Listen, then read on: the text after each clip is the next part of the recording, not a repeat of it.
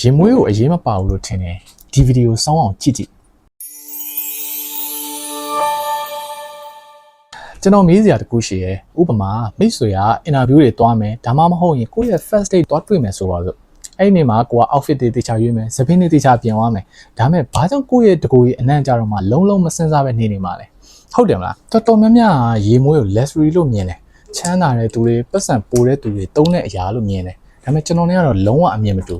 ရေမွေးကမိတ်ဆွေဘလောက်တန်ဖိုးကြီးချောင်းကိုပဲပြတာမဟုတ်ဘူးကိုဘလောက်ဂယုစိုက်လဲဆိုတာကိုပါထင်ဟပ်စေတာလူတွေက impression ဖြစ်တယ်ဆိုတာစကားပြောပြီးမှမဟုတ်ဘူးတယောက်နဲ့တယောက်တွေးကြတဲ့အချိန်ဝတ်ပုံစားပုံကိုယ့်ရဲ့နေပုံထိုင်ပုံအနက်အသက်အဲ့လိုအသေးစိတ်လေးတွေကနေစတယ်အဲ့တော့ရေမွေးကအဲ့ဒီတွေကတစ်ခုပဲ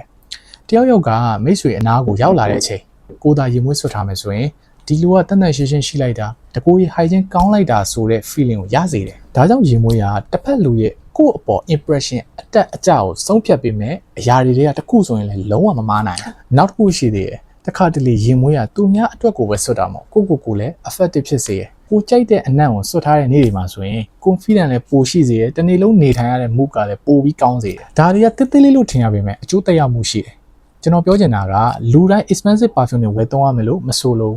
perfume မသုံးရင် standard မရှိဘူးလို့လည်းမဆိုလို့ဒါပေမဲ့မိတ်ဆွေလူတွေနဲ့တွေ့တဲ့အခါကိုယ့်ရဲ့ဝတ်ပုံစားပုံနေပုံထိုင်ပုံကိုယ့်ရဲ့အနံ့အသက်တနည်းအားဖြင့်ကိုယ့်ရဲ့ personal hygiene ဒါတွေအားလုံးပေါင်းပြီးတော့မှ first impression ဆိုတာဖြစ်လာတာ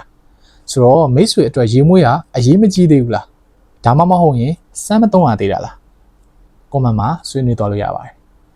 Your sense is your standard